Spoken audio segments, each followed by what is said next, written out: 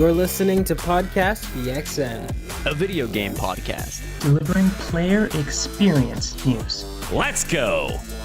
What's up, guys, and welcome to Podcast PXN, episode 232. I am one of your hosts, Daniel Prindle, aka Dan is DTM on Twitter, and I'm joined over Discord by the Nintendo aficionado and artist extraordinaire, Roshan Warner, at Roro.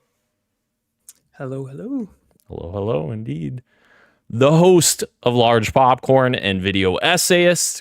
Fuck, I'm so used to your old thing. Video producer at DualShockers, Christian Macias at _ISO Christian. I can't play taps, but I'll play this. Folks, Malevolent Creek has fallen. We must bring our soldiers home. Incredible. Incredible.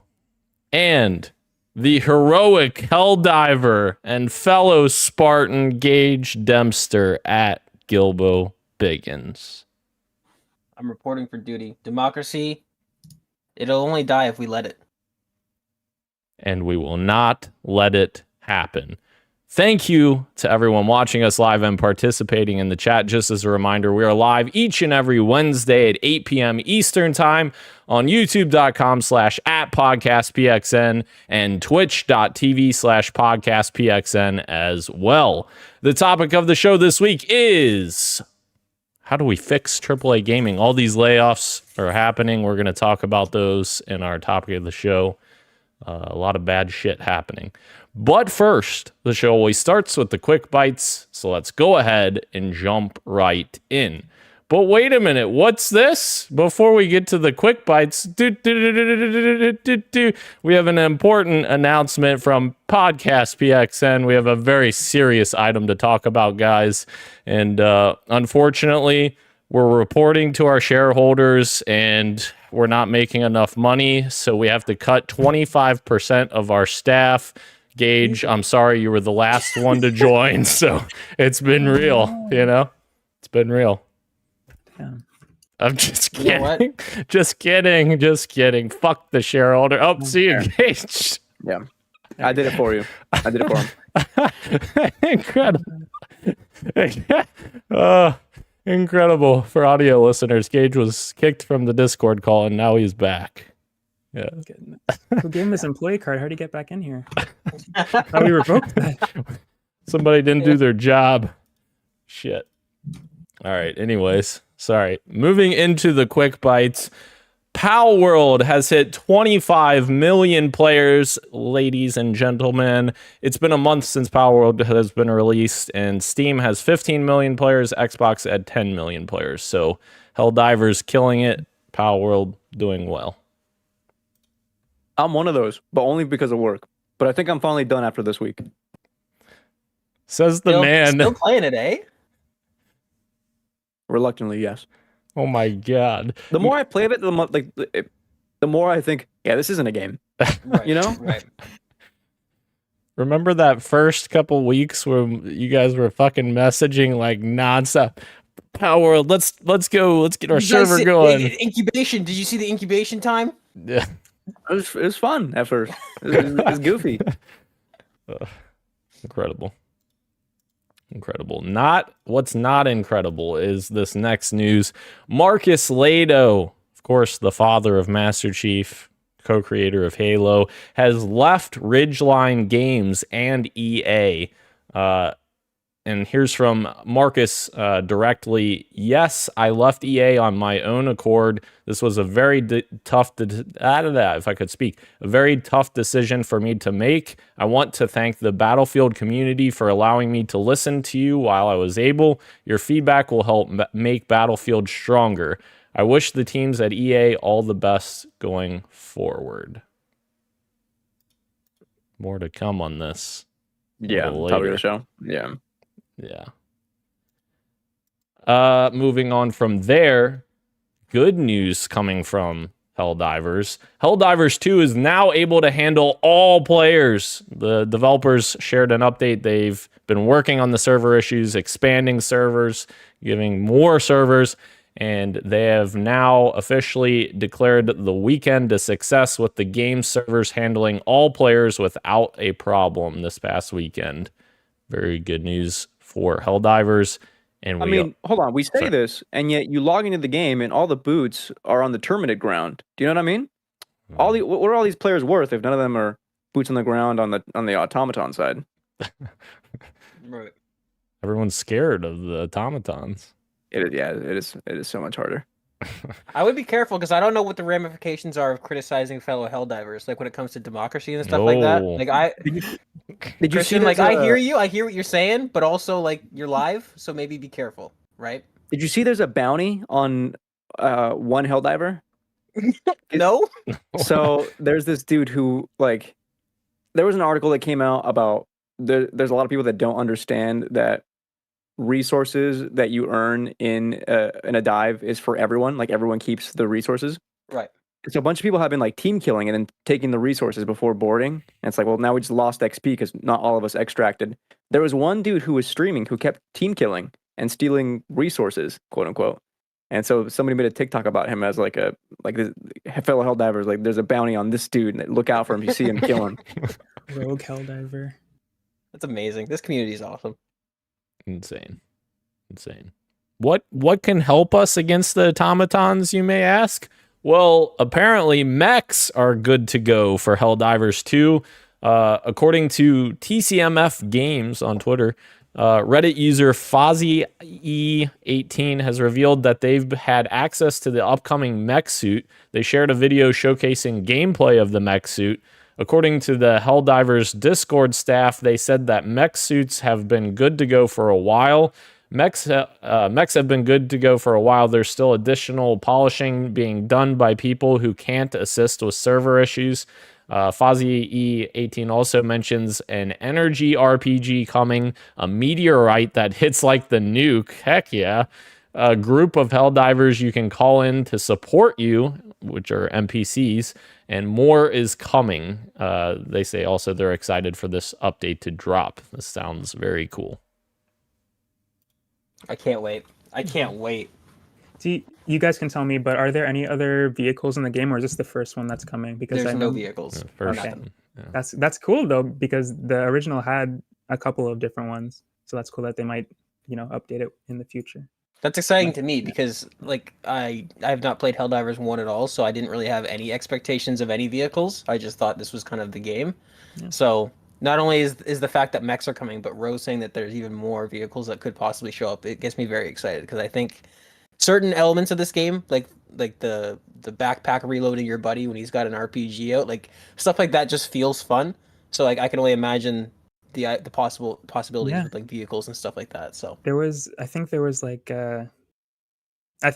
tank, but there was something else that more than one person could drive, I think, where there's like a turret and somebody drives. So like just like you're saying with the rocket launcher, you could have multiple people operating a single vehicle, which that's so cool. sounds like it'd be perfect for how they have this game now, the third person and stuff. Yeah, That's awesome. Hell yeah. Up next, Microsoft is apparently preparing to announce its DirectSR, which the SR stands for Super Resolution, support for Windows next month. So this could be possibly an indication of where Microsoft may be leaning into for next-gen consoles, and even this might actually be a big deal for all the handheld PC devices that we're getting now, like the Legion Go and what are the other ones? Steam. Well, I guess Steam. ROG Ally. Yeah, exactly. So maybe this will help out those devices and beef up some resolution using AI scaling. Everything's AI. You can't escape it. That's true. Everything is AI. Unfortunately. Speaking of AI, Daniel. What?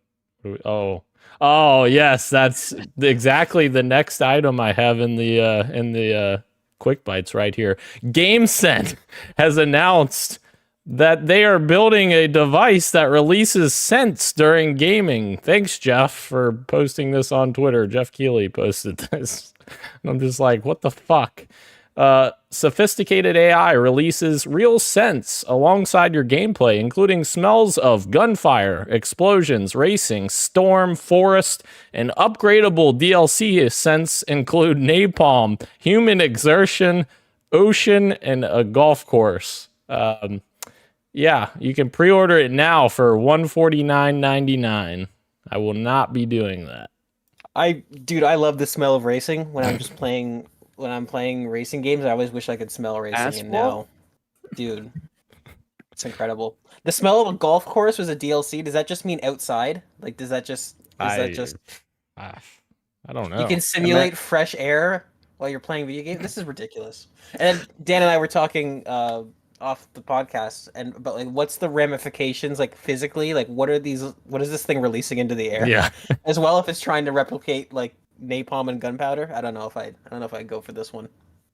There's an area in Elden Ring where you go through the sewers of Lanedale Capital, you keep going down to the bottom, and you like enter like this area where it's just like full of like like ankle deep still water of just excrement. So it'd be pretty cool to smell shit while you play Elden Ring. Would it immerse be? myself? Really cool. Disgusting. I ain't going down there. If that thing's releasing that scent, I ain't going down there.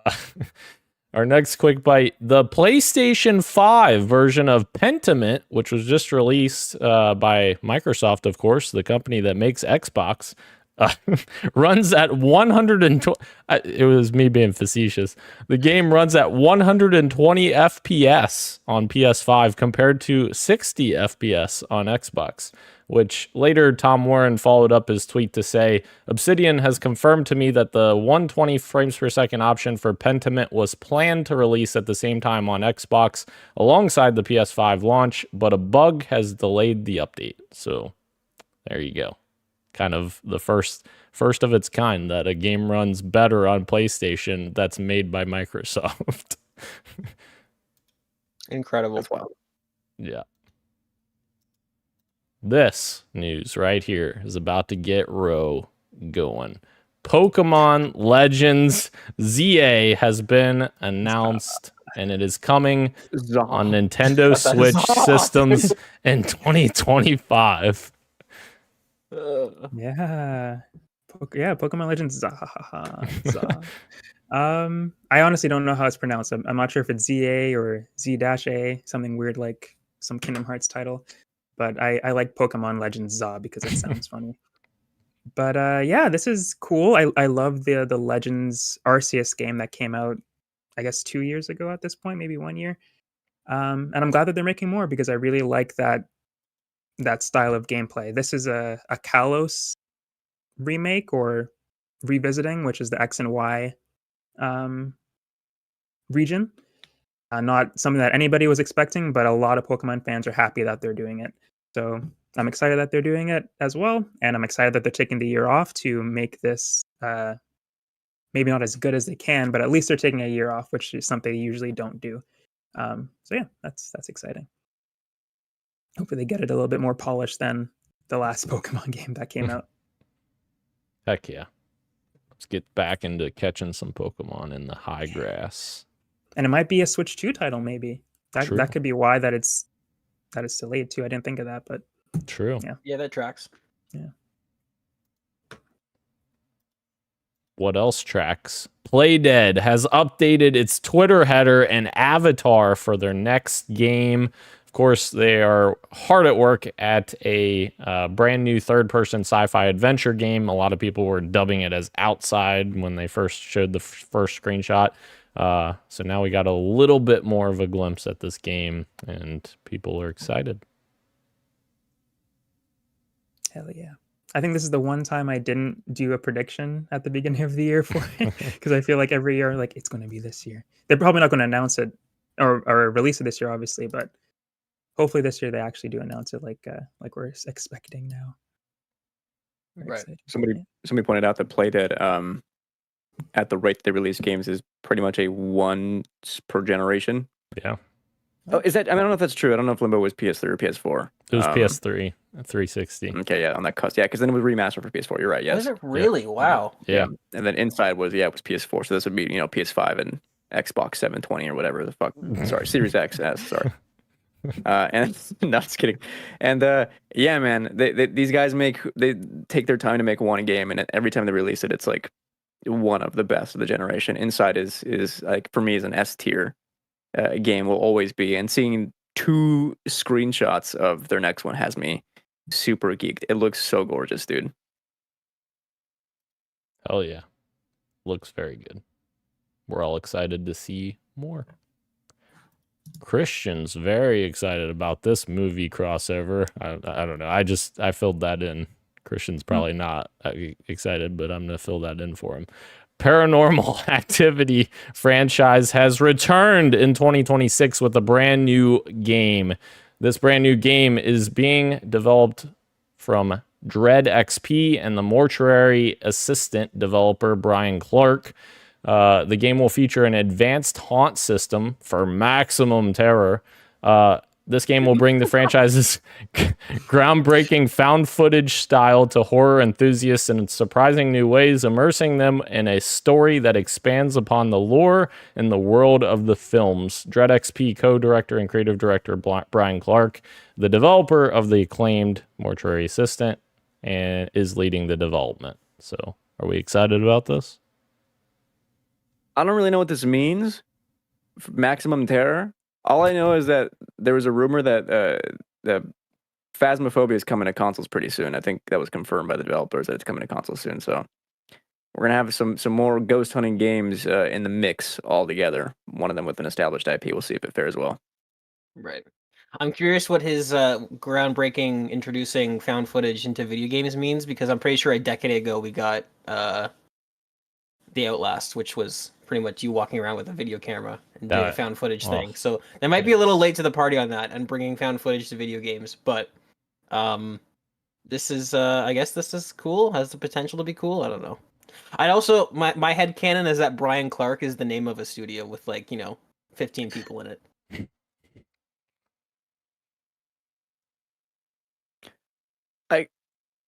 I guess the coolest thing this game could do would be to utilize microphones and cameras that are on my device for something interesting.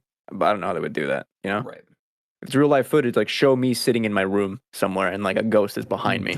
But it's just creepy. Fake or something, Like right in your hall right there with that door open, it's darker behind you. That's actually pretty ominous now that you pointed out. Yeah.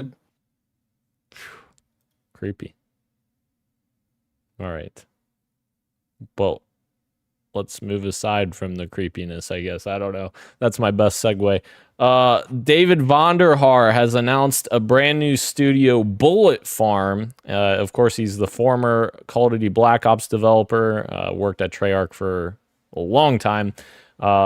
This studio is being based in Los Angeles, and it's the remote first Los Angeles-based studio. So apparently he's going to be focusing on a remote studio. That'd be interesting.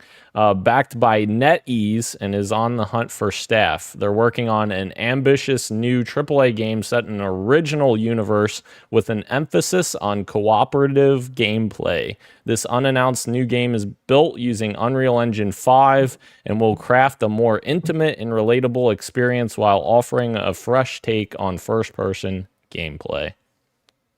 There we go. Gage is happy. Somebody from Treyarch is doing something it's good. It's exciting. Treyarch is probably the best Call of Duty studio in my opinion. And the fact that this guy is leaving this to make a PvE first-person shooter tells me that this guy probably has something to do with Nazi zombies. And if they're building a whole game around that, color me excited. That could be cool. PvE shooting, baby. PvE shooting. It's that era. Thank God for it. I think PvP. Yep. I'm getting tired of PvP. It's still fun, BattleBit Remastered had its moment for me. That was awesome. But when I want to sit down and have a fun time with the lads, I'm mostly thinking about PvE stuff now, like Lethal Company and Helldivers and stuff like this. Yes. Hell yeah. Well, You know what you are excited for, Christian, though? Final Fantasy VII Rebirth. Why do you keep using me as the segue? I don't know, because you're the last one talking. Yeah. I see a pigeon, and then I'm like, pigeon. I don't know. That was... Anyways. Final Fantasy VII Rebirth. Square Enix has mislabeled all the Japanese versions of Final Fantasy VII Rebirth. Apparently, all the discs that say that are supposed to say the play disc actually were printed with data disc, and all the data discs were printed with play disc, confusing everyone. Incredible. What a mistake to be made. That's incredible. Oh Incredible. my God.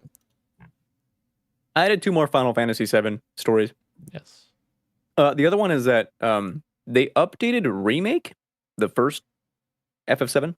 They updated it to change a line, which is like Aerith's last line, which in the original, when the game release version was, I miss the steel sky. And in the update is Aerith saying, the sky, I don't like it. Which is weird. They said that it's supposed to be for better localization, like it's a better translation of the original Japanese version, the original script. But I think it makes for a weaker like line to end on. I miss the steel sky just has like more of like poetic ramifications that I think the sky, I don't like it, just doesn't hit as hard, despite the translation being closer to the original. It's kind of weird. And then a fun one, after you unlock the bikini suits in FF7 Rebirth, you can play the rest of the game in those sets. So Cloud, Barrett, Tifa, Aerith can all be played in swimsuits. Have fun. You will. Oh my God. Wonderful. What's not wonderful though, Ro, is Resident Evil 4's QA disaster. This is, of course, the remake, not the original game that came out in 2004, in case anyone was really confused about that. But apparently, according to a new documentary, we've gotten some more details about QA. So at the time of filming the episode, Resident Evil 4 Remake had 1 month left in development. 1 month before its release date. With a slew of QA issues that needed to be addressed, one development team member disclosed that they found around 70 bugs after finishing just 1 day of playtesting. Resident Evil 4 Remake director Yasuhiro Anpo detailed several bugs from the screen freezing at random points to Leon falling from the map. At this rate, we won't make release, Anpo said in the episode. The episode goes into detail of the activities of QA testers during the game development, delving into the extensive gameplay testing to ensure proper functionality. But I just thought this was insane that a month before the game is out and they had 70 bugs that this tester found in 1 day. Like, that's insane. That's crazy. Yeah, really working down to the wire, and the fact that they actually got it out is also insane. Like they said, they didn't think that they're going to make release, Yeah, and they did, which is it's crazy. But yeah, it turned out to be. Oh, Christian, you're muted, I think. But at what cost? Let me see the hours they worked. Right? Yeah. That's true. Yeah. That's true. Some good news here for Christian and I and nobody else. Remedy acquires full rights to Control from 505 Games. They wrote up a contract and got control of Control. Let's go. That was, I like that. yeah. I think something came out today as well that somebody from Remedy was talking about how the success of Alan Wake 2 has pretty much freed them up to do kind of whatever they wanted to do next, which is exciting. Pretty cool. Alan Wake going from cold classic to now a game that enabled the studio to just kind of have free reign to do whatever they want. Yeah, and it takes place in the same universe as Alan Wake, so that shit was so exciting to me. Cool. Yeah, Alan Wake 2. Yeah. And it wasn't like overbearing either. It was just like very subtle, you know. Holy shit, there's a machine here from the FBC. What the fuck are they doing here? Yeah. Very cool. Yeah. Also, was this week too? Because someone else commented that From acquired Elden Ring from Namco. Was that recent? Last week. Oh, that was last week. Okay. Yeah. Mm-hmm. Yeah, very cool. We love seeing the developers own their stuff instead of publishers. Yeah. And we move to our last quick bite, and that comes from the beautiful words of Ubisoft, of course. They are announcing that they have record player engagement since launch for Skull and Bones, but they've provided us with absolutely no data to back that up. Trust us. Just trust us. Trust me, Of bro. course. Trust me, bro. Yeah. In fact, actually, we know the number of people playing Assassin's Creed 4 Black Flag rose 200% on Steam after the release of Skull and Bones. So instead of actually generating excitement for Skull and Bones, I think they generated excitement for a 10-plus-year-old game. My God. It's the same thing that happened with Suicide Squad, where each of the Arkham games individually had higher concurrent numbers than Kill the Justice League. Right. Incredible. It's almost like designing a game around trend chasing will net you an inferior product. It's true. But unfortunately, I mean, apparently, Skull and Bones is like it's so unfortunate that this is the game that Ubisoft has deemed super successful. Is that this Right. And not what- amalgamation of live service elements and past game elements that they've kind of crammed into this product over the past decade. I don't know. That's super unfortunate, but Yeah. And not the Prince of Persia game that just came out. right, exactly. Yes. Good point. Which unfortunately it wasn't, because it didn't sell super well. I think we did a story on that, but it does suck, like Gage said, that's the game that supposedly did numbers for them. Unfortunate. I bought it. I bought Prince of Persia. Hell yeah. I did haven't too. played. I haven't I'm played doing it. my part. All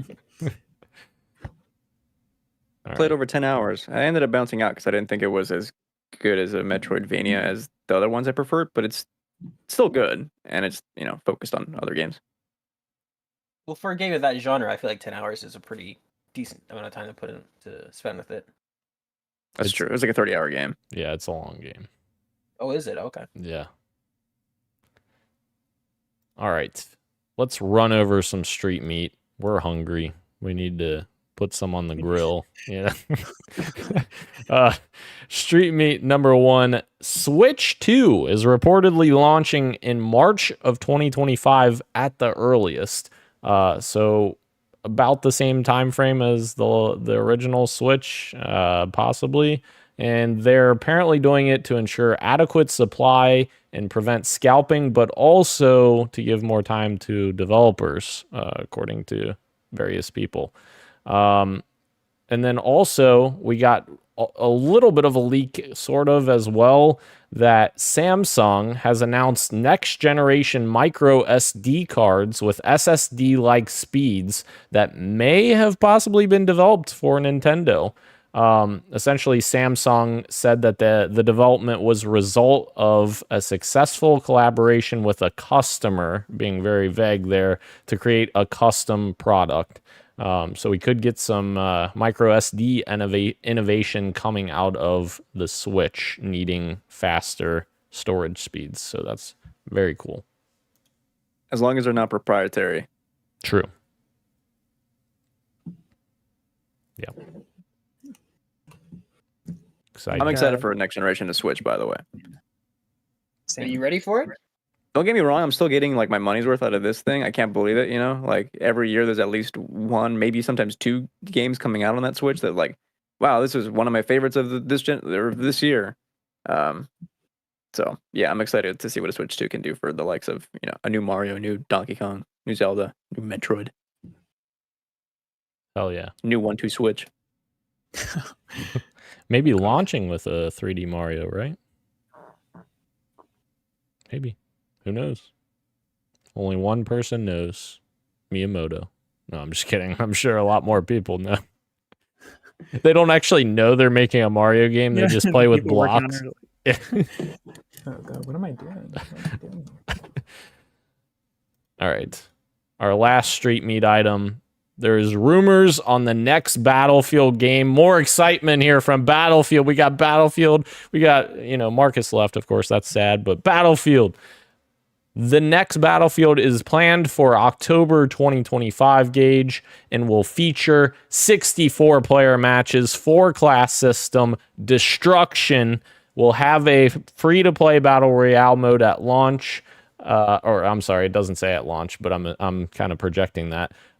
Game is also set in the modern era, 2025 to 2030. And this is coming from Insider Gaming. So, does that excite you, Gage? You're the resident Battlefield bad boy. I am. Yeah, I guess I'm excited. It's funny.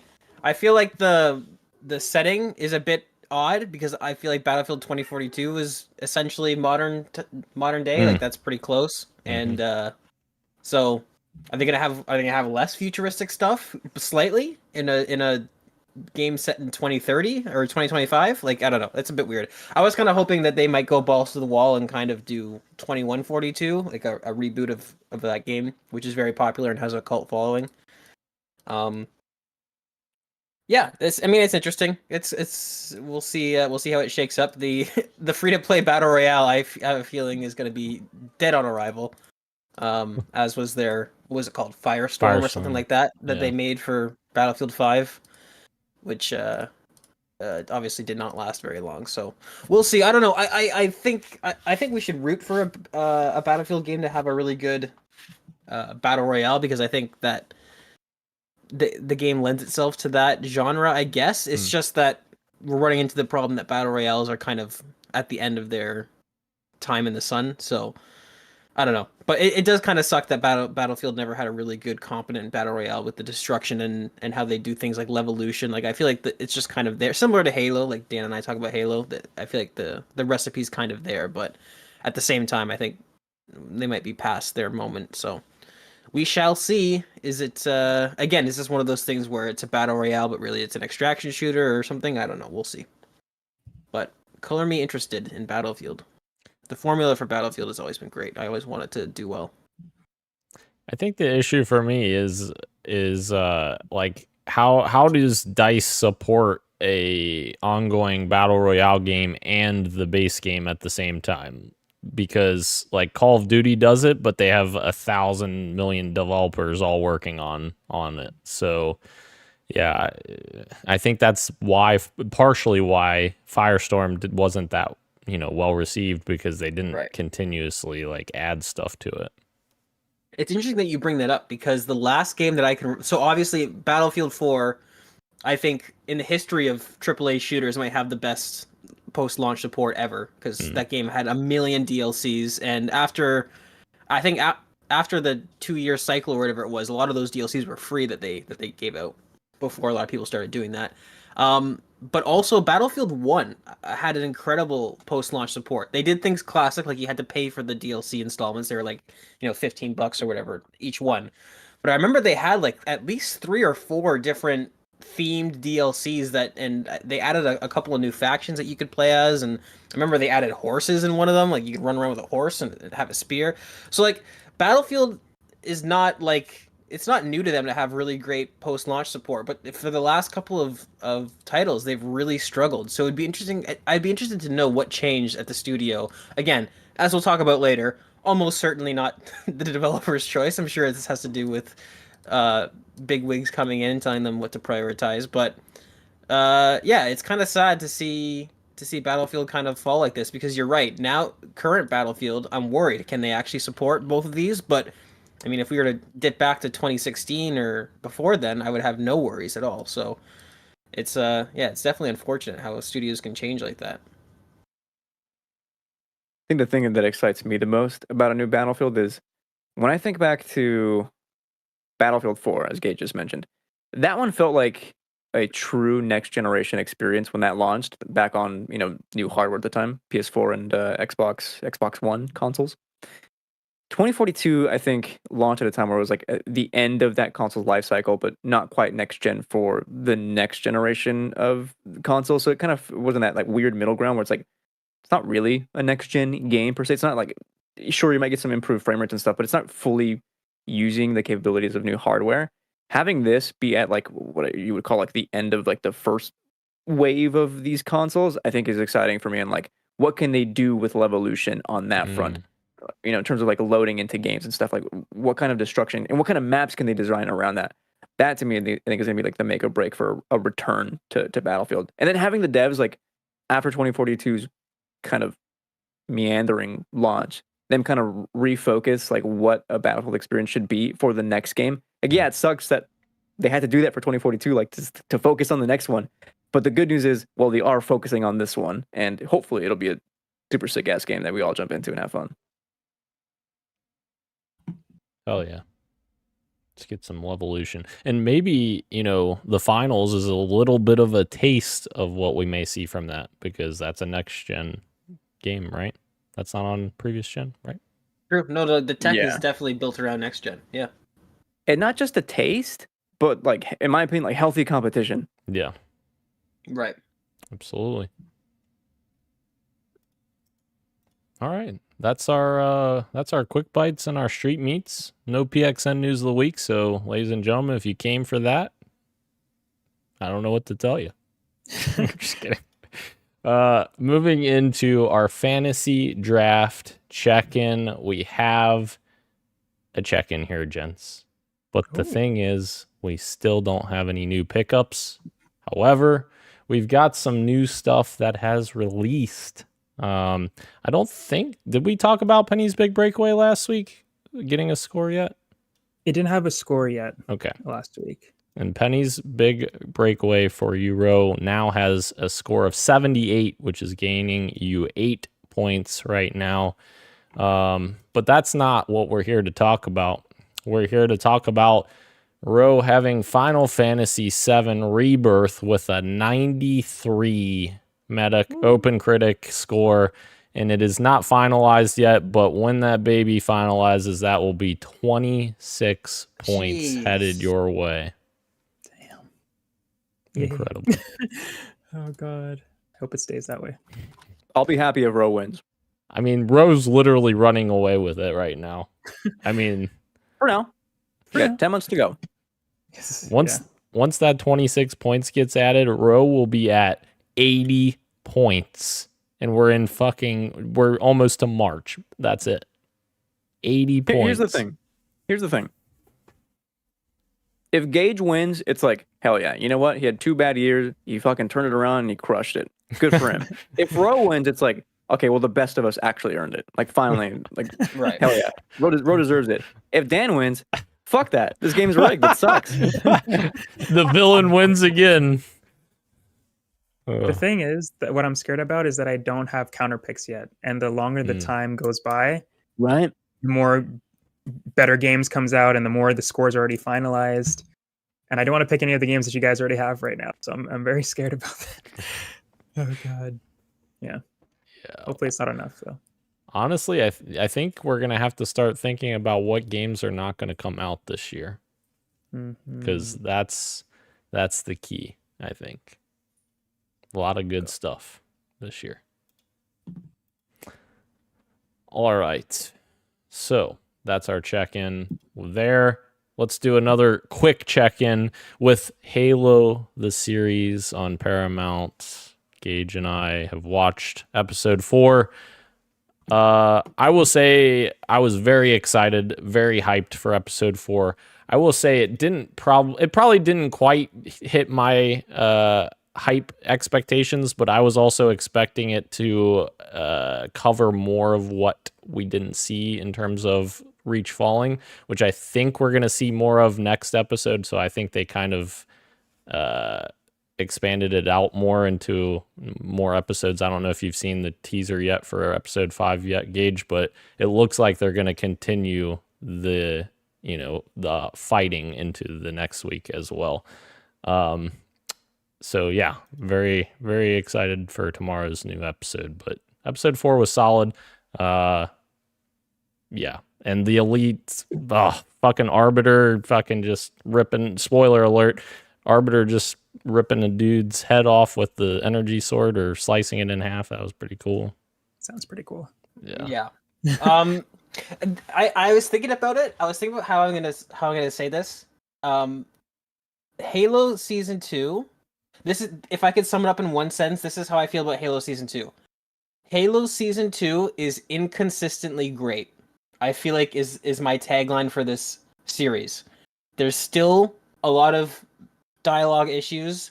There's still a lot of pacing issues. Characters saying one thing and in the next scene they're conveniently doing something else. But when this hits, it hits. When the Fall of Reach starts, there's this awesome scene with Chief and this Marine character who they're kind of building up to be Chief's, like, I don't know, he's carrying after this character, this just regular ass Marine. They're running through the city center, and people just start getting, like, tossed, and you don't really see what it is, and then you realize that it's just cloaked elites that are invisible and that the invasion has started. It's such a cool way to start the invasion without some sort of big wide shot of ships descending or something like that. They're just kind of walking through the city, and suddenly civilians just start getting thrown through glass, and you're like, what's going on? And that's the part of Halo that I really wish they'd lean more into, is that to the average person, the Covenant are like monsters. They're like these forces of nature that you just can't comprehend. So certain things about it were awesome. Am I a little bit upset that we saw the Fall of Reach without any of the Spartans in their armor? Like, yeah, that kind of stings a little bit. But at the same time, I can't get too mad because the reason that they have it for the lore makes sense. I think the character that they're building up to be the villain, the human character that they're building up to be the villain, is pretty good. Yeah, an inconsistently great episode, I would say. There are some moments that were awesome. I tweeted about some that Dan saw, and we agree on probably those, and then some other things that we wish might have been handled better. But McKee, yeah, that's that's a big sore spot. But yeah, inconsistently great is what I would say about Halo Season 2, and I'm excited about. I hope this next episode is just as action heavy, because that would balance out the this episode. I think if they split this across 2 episodes, it would be pretty good. Indeed. Very interested to see how they conclude the Fall of Reach. Will it actually fall? I'm just kidding. Right. It will fall. It's hard not to be excited about that as a Halo fan. Finally seeing that in live action. That's the big thing, right? It's a huge event in the lore, so pretty cool stuff. For sure. I will talk about this right now in What You Got For Me, Daniel. Daniel has been, yes, Gage. I've been watching Arcane due to Gage just fucking begging every day. I finally resubscribed to Netflix, and I was like, all right, I'll start watching it. So I've watched the first 4 episodes of Arcane, and it is very good so far. I've very, very much enjoyed it. And of course, I know nothing about League of Legends, which I know you don't have to know anything about them. But yes, they've done a really great job with character development already in the series. And like the animation, like you were always gushing about, Gage, is really good, top tier. It's very clear to me how much detail they put into that and effort they actually cared about working on this, right, which is very cool. It's really great thus far. I'm excited to continue watching it. Keep it going. Some sad moments, You're just getting started, buddy. You're just getting started. Episode 4, please. That's a pipe dream so far. Oh God.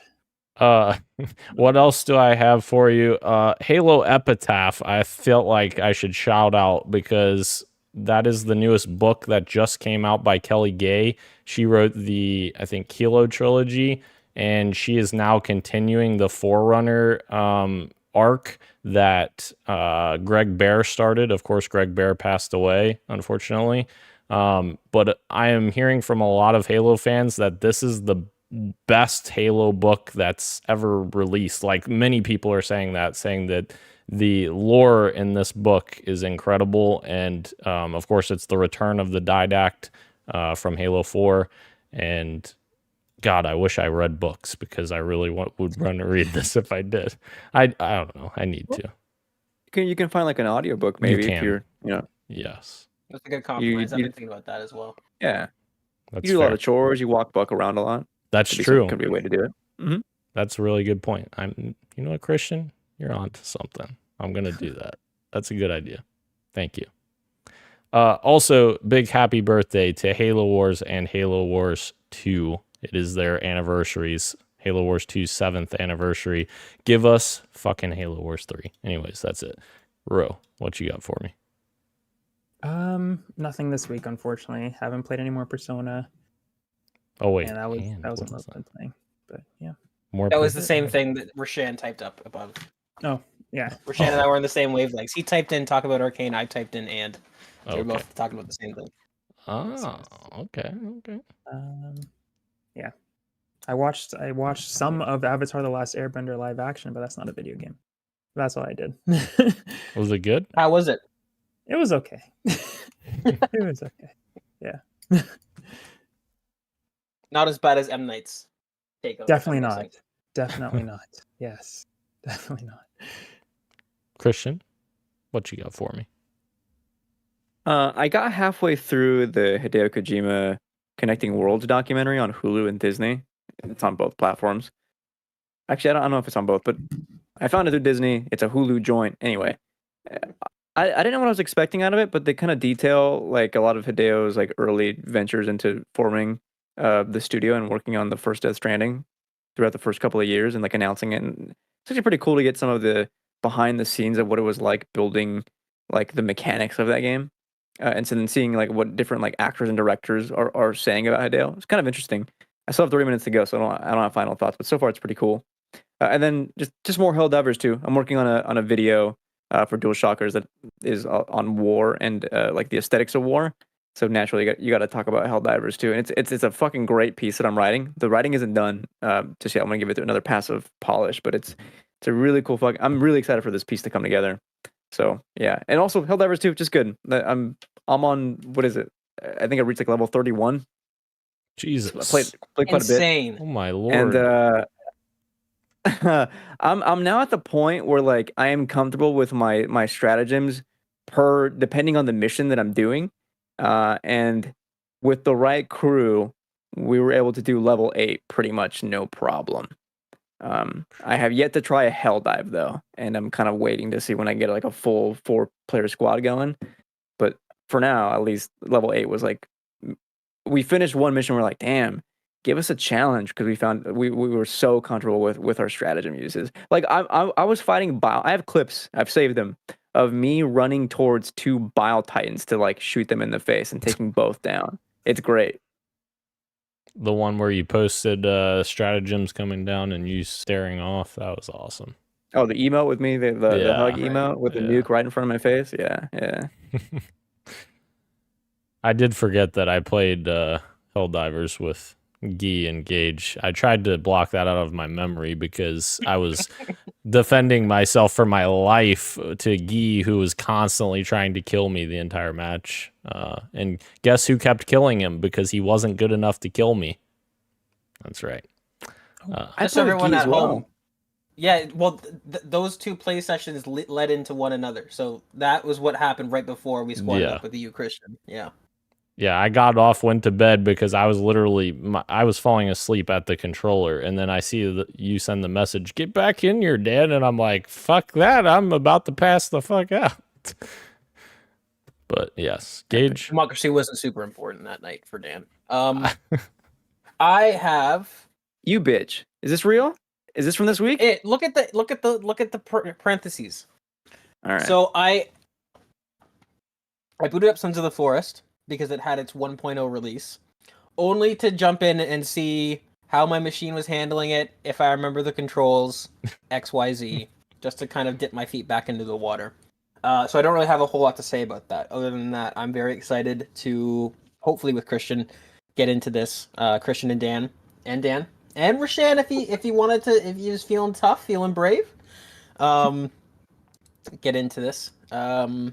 Very excited to get in. So that's going to be on the docket for that might have more to say about that later in the coming weeks. Dan and I, another thing Dan forgot with his advanced memory. Played like 10 minutes of that.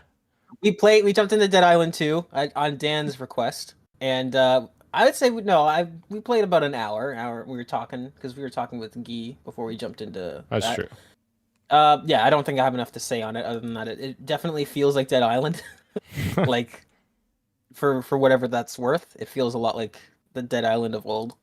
And then Helldivers. Played Helldivers with friend of the show Guy and Dan, and then I went on another tour with Christian shortly afterwards.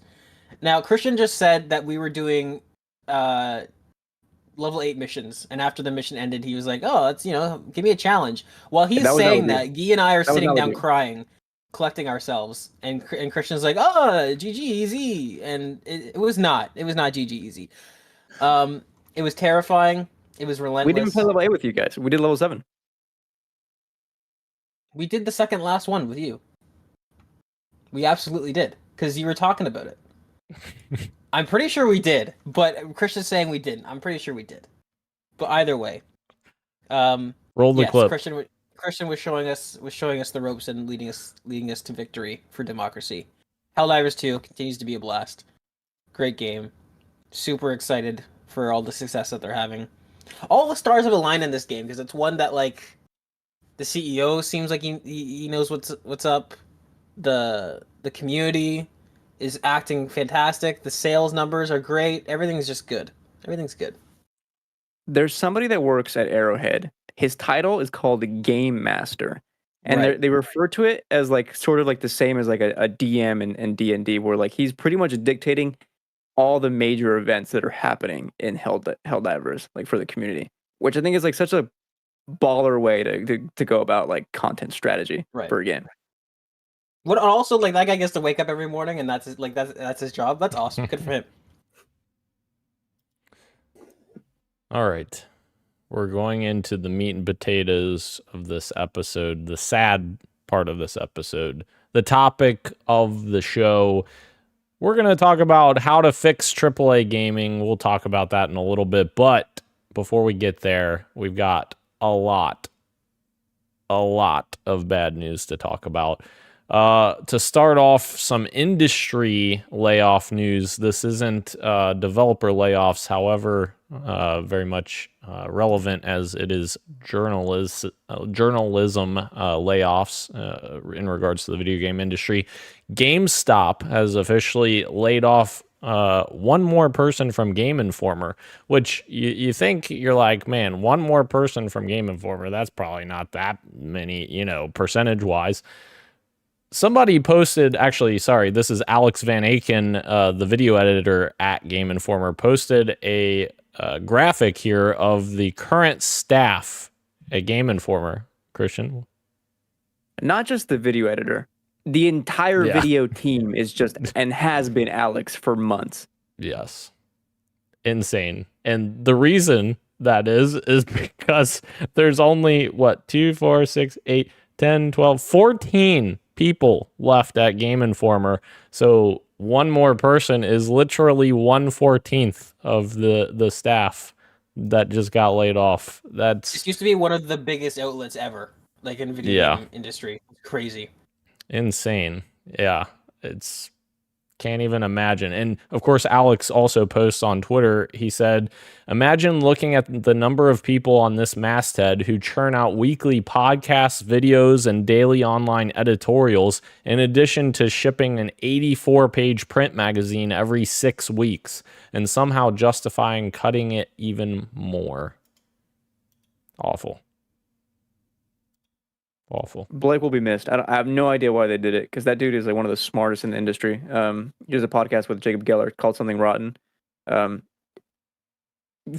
Continuously like one of the most insightful podcasts on like just like games retrospectives that I've engaged with. So it sucks. Hope he lands on his feet somewhere else. And apparently one of his duties was working with like freelancers and stuff to help actually make the magazine happen because of how strapped for people they are. And so now they literally don't have anyone that does that. So it's like, what the fuck is going to happen? Like it's not good. Oh man. There was another outlet that just they didn't cut some people. They cut like everybody early, or was it last year? I don't remember who it was, but then they made their own. When they made Escapist? second win? You telling me they made Yes. second win? Oh yeah. Yes. I'm curious. Do you guys remember? I'm sure obviously you guys remember that, but how is like Second Wind doing? Because I imagine that like this gentleman that just got fired, he could do something like that since he's so well respected in the industry based off. Second one is doing very well. I follow them and I keep up with. They're very open because they're like fan funded now. Obviously, they have to if they want to do it. So they have like they run off Patreon, and they have like a lot of patrons. I guess you'd call them. Okay. Like they were like blowing away a lot of their early goals for like getting up and running. And they're doing so well now that they hired a video essayist, Goodblood, to like do a mini series. Like Goodblood does all the motion graphics, but now he does also like a video stuff for them, like on a separate playlist. Right. But they're doing really, really well, and they do cool shit. Cold Take is a good video series. Okay. Yeah, that's good to hear that, and that's what I was hoping to hear because I'm hoping that shit like this keeps happening, but I'm hoping the people that get affected by that still are able to do what they love because obviously they love it because they wouldn't be staying in this horrible industry for so long if they didn't. So hopefully they can find other avenues to do it, whether it be individually like the people we just mentioned. But yeah, hopefully it doesn't happen as much. I hope Alex Van Aken doesn't lose his position either because he's one of my favorite parts of Game Informer right now. But yeah, I don't know what I'm saying. I just hope that they get on their feet afterwards. Indeed. We wish all of these people affected the best. Yeah. Hopefully they can land on their feet and get back in there. That's what's difficult about, not just the game industry, but the journalism game industry, because there's so many people that are talented getting laid off, and then you have so many new talented people trying to get in, and it's like, yeah, it's very frustrating. All right. Moving into some expectations before we talk about all of the massive layoffs. Suicide Squad has fallen short of Warner Brothers' expectations because, of course, it has. During a financial call, Warner Brothers Discovery Chief Financial Officer Gunnar Weidenfels admitted that Rocksteady's game hadn't done the business the company that had hoped for since going on sale on February 2nd, priced at $70, saying it had fallen short of our expectations. They failed to mention a sales figure for Rocksteady's game, but did say Suicide Squad's failure had set up the company's games business for a tough year-on-year comparison. Last year, Warner Brothers Discovery released Hogwarts Legacy, which went on to become the best-selling game of 2023. So in that comment right there, maybe what's the learning there, WB, to maybe just make single-player games that people love, like, your Batman games that you made a trilogy out of that were fantastic, and then you made this live service game, and of course it failed. And yeah, the writing's on the wall for Suicide Squad, but this is one of the issues with AAA games right now in the industry is live service. Yeah, and hopefully they are one of the fortunate studios. They say that they're worried because of how it performed, but hopefully they're one of the fortunate studios that gets a second chance to make games again, and this is not the one that puts them under and the studio closes in a couple of years or something.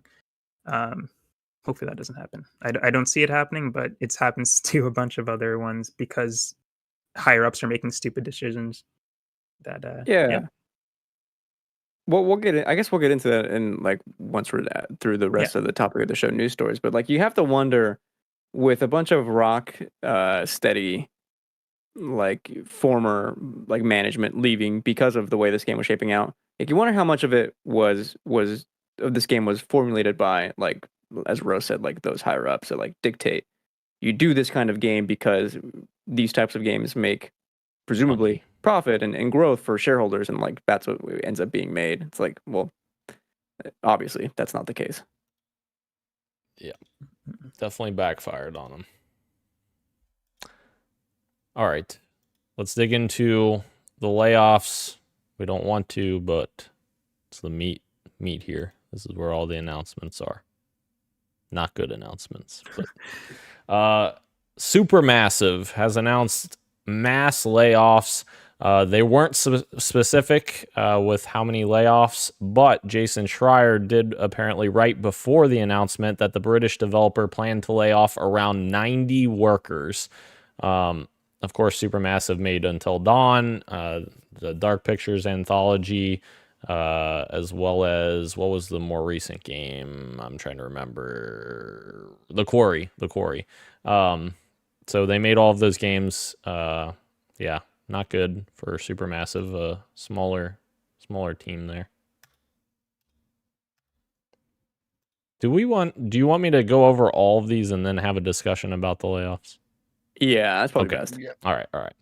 So then we, we're like, we're good. That was just 90 people, no more the rest of the year. We're good the rest of the year. Nope.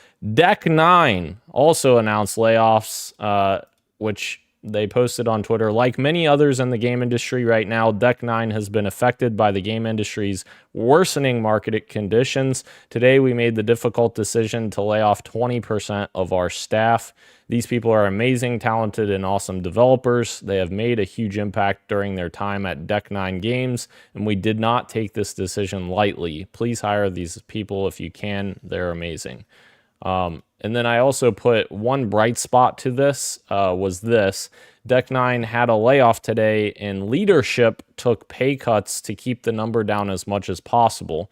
This is the strongest team Deck 9 has ever been, and it absolutely sucks that the industry is in the state that it is in presently. And that comes from one of the game directors at Deck 9 who stated that. So a tiny bright spot in what's awful news, obviously. But moving on from there, we get into the real big announcement here, which is that Sony has announced an 8% cut to their PlayStation staff, which is equating to about 900 jobs. I have a shitload of news stories here attached to this, I'm realizing. PlayStation has a statement that they put out as well, but I'll just start here with Tom Warren, who said they're laying off 900 employees. Sony's London studio in the UK is closing fully, with reductions at the Firesprite studio and impacts to employees across all regions. Sony's statement, it is important to provide you with updates about the business as often as possible. Today, I'm writing with sad news. Through discussions over the past few months about the evolving economic landscape, changes in the way we develop, distribute, and launch products, and ensuring our organization is future ready in this rapidly changing industry, we have concluded that tough decisions have become inevitable. The leadership team and I made the incredibly difficult decision to restructure operations, which regrettably includes a reduction in our workforce, impacting very talented individuals who have contributed to our success. After careful consideration and many leadership discussions over several months, it has become clear changes need to be made to continue to grow the business and develop the company. We had to step back, look at our business holistically, and move forward, focusing on the long-term sustainability of the company and delivering the best experiences possible for our community. The goal is to streamline our resources to ensure our continued success and ability to deliver experiences gamers and creators have come to expect from us. So they go into it a bit further, discussing that they wanted to be transparent as transparent as possible, saying 900 people, 8% of their workforce were affected. For all of you in the US, all impacted employees will be notified today. In the UK, it is proposed, different verbiage there, it is proposed that PlayStation Studios' London studio will close in its entirety. There will be reductions in Firesprite Studio, and there will be reductions in various functions across SIE in the UK. In Japan, we will implement a next career support program. Details will be communicated separately. In other countries, we will begin conversations with those who are potentially at risk or impacted as a result of this proposed course of action. Of course, very different language depending on what country you're in, which shows how terrible the US is in terms of supporting people that are laid off. which is not Yes. good. We also got a statement from Insomniac Games. Like several other teams across SIE and PlayStation Studios, Insomniac Games was impacted by yesterday's layoffs. There are no sufficient words to express our feelings about it. This is a solemn and unprecedented moment for our studio.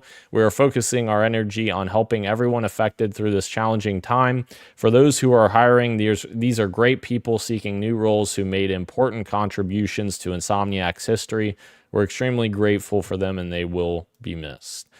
And then, of course, we'll follow up with another Tom Warren tweet, which, of course, as I just read there, Insomniac Games is impacted. Naughty Dog is impacted. Of course, London Studio, Guerrilla, and, of course, Firesprite, as I already mentioned.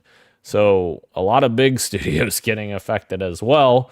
And then we got a look at someone kind of pointing fun because just 5 days ago, Jim Ryan was visiting Sony London studio, and they were saying farewell to him as he was retiring. And you know fucking damn well, Jim Ryan, like, this had to have been in the works for a decent amount of time.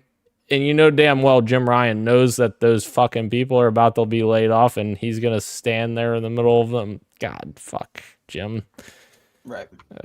I don't know. Allowing himself to be the center of attention at that party, and everybody wish him Right. bad optics. Yeah. And also, in case you were wondering, what do you have to do to deserve getting laid off like this? Well, you could be Firesprite Studios, who wins a DICE award for immersive reality technical achievement for Horizon Call of the Mountain, and a bunch of them were laid off. We also, what else we got? Yes, we already talked about that. The different countries handling things differently. The U.S., you're done today. In the UK, we're proposing to regulators the cuts, and we'll let you know. In Japan, you'll actually get a career program, support program to help you find a new gig. Very different in different countries. The US, awful. My God. And lastly, for the Sony piece, Sony has reportedly canceled an unannounced Twisted Metal live service game as part of today's mass layoffs. All that PlayStation news. I think the Twisted Metal game was also from Firesprite. They were the ones doing a rumored to be like a battle royale game, I think, maybe. Yeah, I mean, you already mentioned it. Like, what a disgusting thing to do, to go travel to your going away retirement party, whatever it is, and then knowing full well that you're signing off on closing the entire studio down just days later. The Firesprite one is, I think, just as evil for me, where like they're the only ones that have made a product that is actually supporting PSVR 2 from a first party standpoint. Like, they own them now, right? And how are they rewarded? I mean, obviously with the DICE award, but like rewarded with cuts. Like, really? Like, why would I be wanting to invest in a PSVR 2, let alone like a Sony console now? Like, like, what are we doing? And it's Sony's failures because they haven't supported the PSVR 2. Like, that thing was dead on arrival. Like, it's not, you're blaming the developer, Sony, but yet you need to look at yourself in the mirror, because like the reason the game didn't sell is because the actual platform didn't sell that well. Again, like, go ahead. The wildest thing to me, again, is the cuts made to first party successful studios. Like, people have already pointed out that like the best selling game ever for Sony, it doesn't matter how successful you are, you're going to have cuts. Why? Because at the end of the day, a shareholder wants to see growth for their next quarter. And how do you do that? Well, you just, cut a bunch of people. That way you keep costs down, and you end up on a spreadsheet, it looks like we're actually growing, but really you're not. Like, you're gutting literally everything, and you're making it horrible to even get stuff even made. Yeah. We are regressing. I don't know why I couldn't say regressing. We are regressing by cutting all of these people, and yeah, it's awful. And we still have one more to talk about that was fresh right before the pod. And that is, of course, we talked about Marcus Lehto earlier leaving Ridgeline Games. Apparently he didn't know about this, or maybe, I don't know. He seemingly didn't know about it. EA has announced 680 layoffs, about 5% of their staff. And they also said that they are planning to move away from future licensed IP to double down on owned IP, sports, and online communities. They also have a bit more details here from Shinobi602 on Twitter. Great resource. Thank you, Shinobi. More on EA. Respawn's unannounced Star Wars FPS game that we just talked about 2 weeks ago, I think, the Mandalorian possible game, has been canceled. Ridgeline Games, of course, we talked about Marcus Lehto earlier, that he was leaving Ridgeline. Ridgeline Games, which was working on a single-player Battlefield experience, is being shut down. Development on the next Mass Effect will continue, with BioWare's focus currently on Dragon Age, which I said this in our chat. How the fuck is Dragon Age Dreadwolf not out yet? I have no clue. Insane. And the last bit of the EA news, Marcus Lehto posted after all of this happened and said, "Gut punch to see EA lay off my team. So many very talented devs who are incredibly valuable to the Battlefield franchise." And there's also information that I didn't see that was underneath that coming from Bravo Intel that says, as part of today's layoffs, their Ridgeline was shut down. However, Battlefield's narrative work is now being led by Criterion Games. Since what? Like, Criterion made Burnout and fucking Right. racing games. Yeah, and we're just gonna hand Criterion the narrative reins to Battlefield now, I guess. It's such a, yeah, it's just like corporate restructuring and like shuffling things around in a way that like clearly indicates that they don't understand. Like, this isn't a retail store where you can just change people's duties and like, okay, this is your new job now. Like, this is art, and like I think that not to bring up Arcane for the millionth time, but you said you were watching Arcane and you said it's a product that you can feel that there is passion and that they cared about it. Like, video games are the same. A lot of the best games that we play, like Helldivers is a great example. Helldivers is not the best looking game I've ever seen. It's probably not even in the top 10 that have released like recently. But you're playing it and you can feel that people cared about it because everything comes together in such a way that like you can just feel the love. And so, like, not only are all these people getting laid off, these things are getting canceled, but, like, just when they come in, they say, yeah, all this stuff that these people have worked on, especially when it comes to a narrative side of these video games, like these plot threads and all these characters that these people have been working on and writing. Yeah, now, sorry, we're going to give it to, like you said, the Burnout team, the racing team. And, like, sure, that'll work out great. I'm sure that'll be great. That'll end up really good. This is ridiculous. This is just, it's getting to a point where it's just untenable, and I would love to see somebody do a deep dive as to what exactly the end game is. Like, are companies doing this to prepare their workforce for like the introduction of AI? Like, is this just the start of these companies being like, yeah, we're gonna try and reduce our headcount by like 20-30% and fill all these positions with just with AI? Like, I don't know what's going on here, but it's crazy because the video game industry as a whole keeps making more money year after year. That's the thing. That's what gets me, and I would love for somebody smarter than myself to explain it to me because I don't understand how these games companies could be making more and more money each year and be laying off more and more people. So, anyways, Criterion's writing the story of the next Battlefield. That's good. Oh god. I mean, I guess on that front, revenue wouldn't be the same as growth because it's making more money, but they're also spending way more money to make the shit. I guess Which that's is fair, which is the same thing as like movies. I have to talk about movies for a little bit.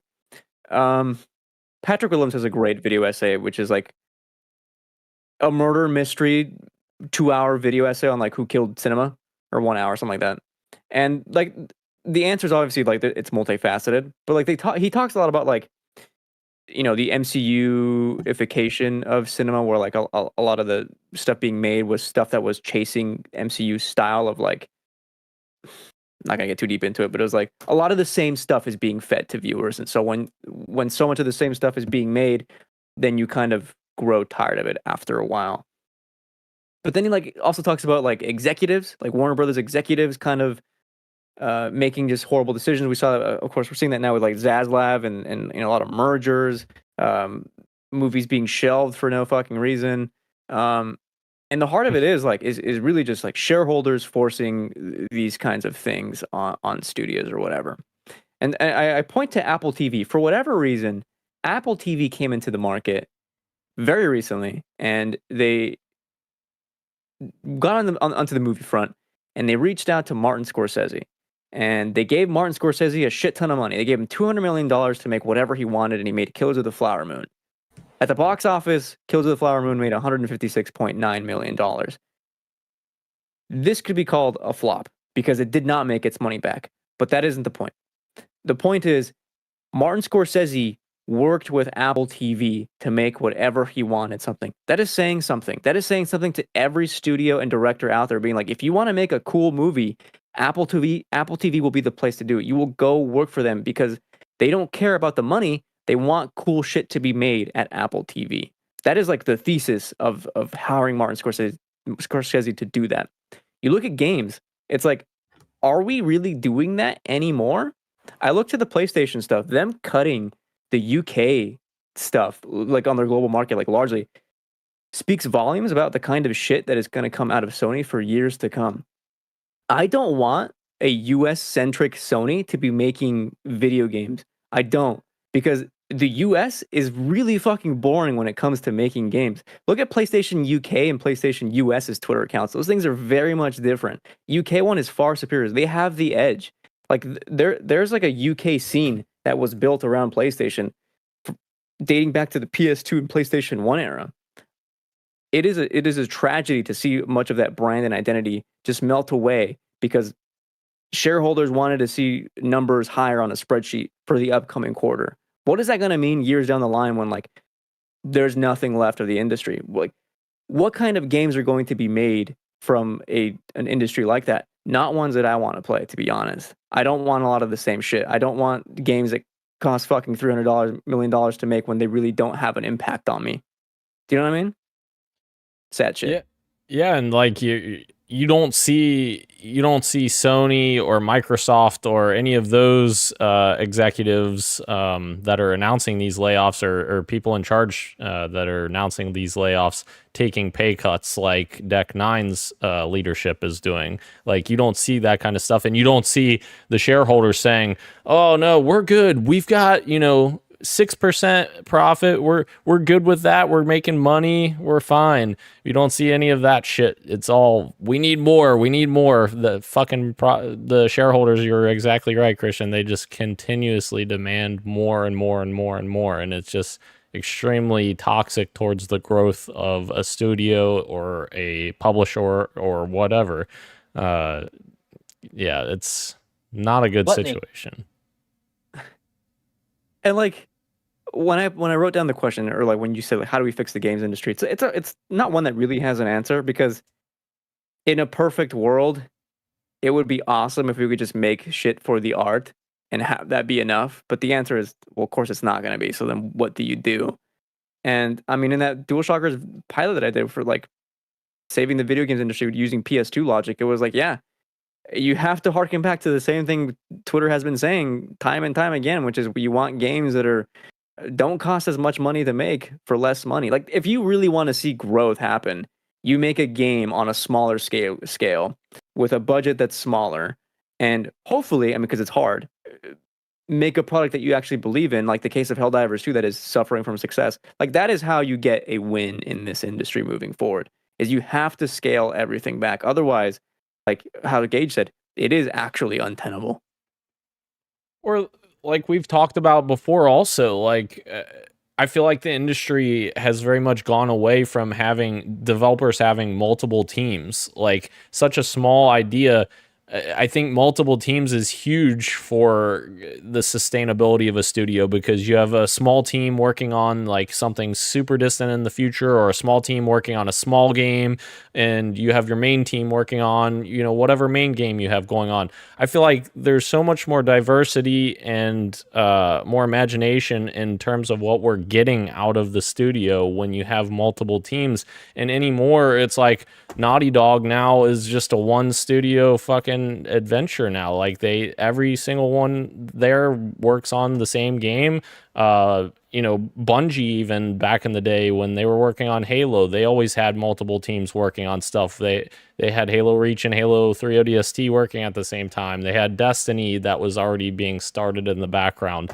Like there's so many like great projects that come out of having smaller teams working on stuff while your main team is cooking on the main thing. And I just feel like we don't see that anymore. Obsidian with Grounded, right? They had a small offshoot making Grounded, and that ended up being a huge game. Yeah. Can you believe that Naughty Dog went from making 4 games in 6 years to making 2 in 10? That's crazy. That's crazy when you say that. And Uncharted 4 great 1 through 3 games. in The Last of Us in 6 to 7 years. And those are all great games. Like, that's crazy. I want to throw something in here to kind of counteract the doom and gloom, which is that we talk about like Dan mentioned, shareholders, they just want more and more and more, and this is the effect it's having in the industry. This is what that looks like in the art space for digital art. The upside to this is that because there is one key company that, as of right now, has not adopted this sort of mindset, and that's Steam. And the reason that's important is that I was just thinking about it just now as we were talking. If Xbox, Microsoft, and let's just say Nintendo, even though they're in their own little world, let's say Xbox, PlayStation, Nintendo all close their doors completely. No more. It's gone. Those parent companies want nothing to do with those brands anymore. Steam will still be the place to find new experiences, like your Pummel Parties, like your Lethal Companies. Like there will always be people, I guess, one-man shows, teams of 5, 10 people that will still make new games. And that as long as a platform like Steam exists, where they are extremely pro-consumer, pro-developer, then at least we'll have that for us. And we might see, maybe as a like similar to what Christian was saying, as an industry, we might see everything kind of scale back to the point where people are just making really small games in the hopes that they get a following. Because we've seen that, like, the guy that made Lethal Company, he totally could hire probably a few developers now and scale up for his next game, which will be a little bit bigger than the already super small Lethal Company. And then if that game gets successful, then, that sort of pattern keeps continuing. So I guess that's the one saving grace, is that even with all this corporate nonsense, that gaming as an idea can't really be kind of crushed now because we're so far into it. And like I said, as long as we have a safe haven like Steam that allows anyone to publish a game to their platform, as long as it's not, complete fucking malware. Gaming could get broken down to its tiniest piece, and it'll still kind of slowly grow back, I think, at the very least. But the fact that these massive studios with the most amount of resources and the most amount of talent are the ones that are, cutting the most is definitely, it's fucking ridiculous. I know that's the part that makes me the most upset out of all this, because I do completely agree with Gage where if all the big guys went away, there'll still be people making games because we can't help it. We just like to create games. We like to create art and all that stuff. And I will play those games, but I don't think there's a reason that we shouldn't be able to have both, because these companies make so much money and Right. the people at the top don't have to make that much money. So we could have both. It's just that the people at the top aren't making the right decisions or and being greedy or whatever, and affecting the people that do want to make those games. Yeah, so I completely agree with what Gage says, and I hope we will always have places like Steam. But I think the people at the top need to get their shit together, because they can get their shit together. and it's just them being assholes. They don't have to do what they're doing. I understand the recession and the money and all that kind of stuff, but they always start from the bottom instead of from the top. And it's because they don't want to make less money, and I want to make as much money as possible too. I get it, but like at a certain point you're just evil for being evil. And Sure. Yeah, so that's I totally agree with what Gage is saying, but there's no reason that we can't have both. Guy also makes a great point, and thank you, Guy, for joining us. He said, when I was a kid, I could have asked for a couple of AAA games for Christmas. Now one game is $90+, of course, Canadian. So now the cheaper indie games are getting big numbers. And he's right. But, you know, AAA games have gotten so expensive to buy that you do wonder if, you know, families can't afford to buy, you know, as many AAA games because of that. And, you know, those ballooning budgets are becoming unsustainable because on the back end, people can't afford to buy them. Well, it's funny because Christian earlier mentioned how this problem is multifaceted, and he's absolutely true. Like, there's no, like, as much as the shareholders are kind of like exacerbating the issue and are the main target that we can point to, they're not the only issue. The issue is that this is just kind of late stage capitalism, in that realistically video games could be priced higher and still be affordable, but the problem is that the wages of the average worker have not kept up with anything else. So like, if you think about it, like, yeah, the cost of video games has ballooned, but if the wages of the average worker if they had ballooned as well as they should have compared to CEO pay, and say, like, you know, somebody who works at McDonald's was making, like, you know, $50,000 a year, and that was like the low end of what you could make, and, you know, if you were working in a field like a journalist and you were making $150,000 a year, and that was average, well then, you know, companies could ask for $120 for a game. That would be no problem. So like, it's the fact that not outside of the video game industry, just the average person is just getting screwed, right? And so because everything else costs more, you can't really tell technology to, like, oh, sorry, we can't utilize all of you. It's like, no, that's not how it works. It's an objective thing that you have to sort of work at. The cost of making video games has gone up, but the cost of, or the amount of money that people make and that have the ability to spend has not gone up. So there's so many issues, and a lot of it just comes down to late stage capitalism and how this is uncharted waters. We've never been here before. Greed is running rampant. But if more people had more money to spend, that would solve a lot of these issues, in that people would be able to charge more for the games that they make. They'd be able to invest more resources into the games they make, and then the people that play video games, that like to spend time with video games, we'd be willing to give more because we'd have more to give. It's just a whole fucking shit show. Shit show indeed. I do have one more thing to ask you guys here. Are consoles, I'm sorry, actually holding back gaming? So like, this ties into the conversation of AAA gaming, and is it becoming unsustainable? And are consoles holding back games as a whole, like AAA games? So Final Fantasy Rebirth, this comes from this, has a performance versus quality mode on console, with people saying console's holding back gaming, and showing two different pictures essentially of the two modes. And the quality mode is, you know, significantly better, as you would expect a quality mode to be. But like, I feel like many people's first assertions by this is that, man, consoles are holding back gaming. Like, look what it could be on PC. But I would counter that argument with, they also incredibly help with optimization for developers when they're optimizing for a specific platform. So if you have a graphics card on your PC that is, you know, a few years old, you have something comparable to play, because they're making content for a console that has comparable hardware.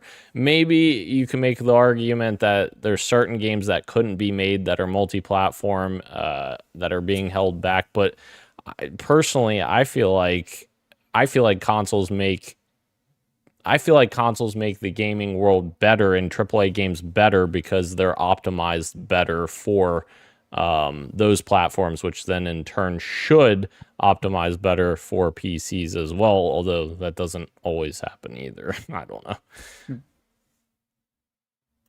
Yeah. I'm not huge on the technical stuff in this whole game industry stuff. But like in all, I think consoles are beneficial for the average gamer in general. It's gotten worse. Obviously, we talked about what we were just talking about with the affordability of everything. But it is the most affordable way to get into gaming, as opposed to getting a PC that could run it better and make it look better and all that stuff. I don't know. I think they should definitely optimize the games as best as they can if they're going to be charging as much as they are. But I don't think I don't know if it's holding it back. I don't think I see it that way. Because I think they're doing incredible stuff on console. Yeah. I would say, if anything, I would actually say the opposite, in that because you have a set parameter that you have to launch your game on, especially if it's a game that is being designed as multi-platform for the start, and maybe there isn't one specific target platform. Console, I feel like console games. Well, we saw this with Larian Studios, right? Where they, in an effort to bring their game to Series S, they discovered an optimization loophole that ended up affecting all platforms, right? So, if anything, I would say if consoles didn't exist, gaming might be worse, in that there's a lot of PC exclusive games that come out, or even ports for multi-platform games that land on PC that are so poorly optimized. And it comes down to what I'd imagine is just that because of how powerful PC components are nowadays, like with the 40 series, especially the high-end 40 series, that to me, some of these games, I definitely get like the vibe of, oh, well, these cards are just so powerful, let's just kind of throw it on there and people will be able to run it, as opposed to optimizing it to the best of your abilities. So I think consoles being around, even in the presence and company of super powerful PCs, is a good thing, because having that box that you need to fit your game within can lead to performance benefits on all platforms. Fair enough.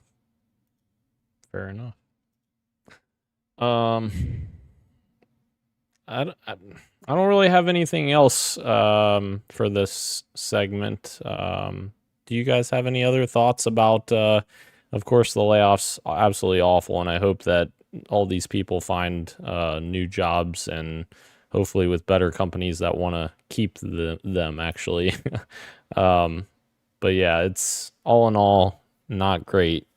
Hopefully the year of layoffs ends, because man, the 2 months that we've already had, I think already surpasses what we had last year, and last year was already bad. So Right. I think it's over like 8,000 or 9,000 now as of today. That's crazy. And last year was a total of like 16,000. So something like that. that's insane. Do better, people at the top and shareholders.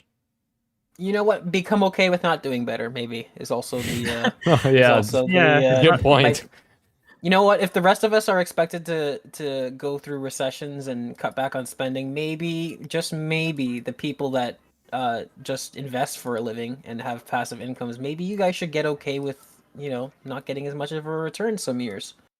Maybe that's the answer. But I don't know. What am I? I'm just a fucking lowly worker. Blue collar. I'm just, yeah, exactly. Yeah. Anyways. Good segment, guys. Thank you. And thank you to everyone that is watching us live and participating in the chat. I don't know why I said that. That's the wrong one. That's the intro. Joining us live on YouTube and Twitch, as well as podcast services everywhere, including Apple Podcasts, Google Podcasts, Spotify, and everywhere else you get your podcasts. Thank you, Ro. Thank you, Christian. Thank you, Gage. I am Daniel, and this has been Podcast PXN, and we are out. Much love, and keep on gaming. See ya. Happy Leap Day tomorrow.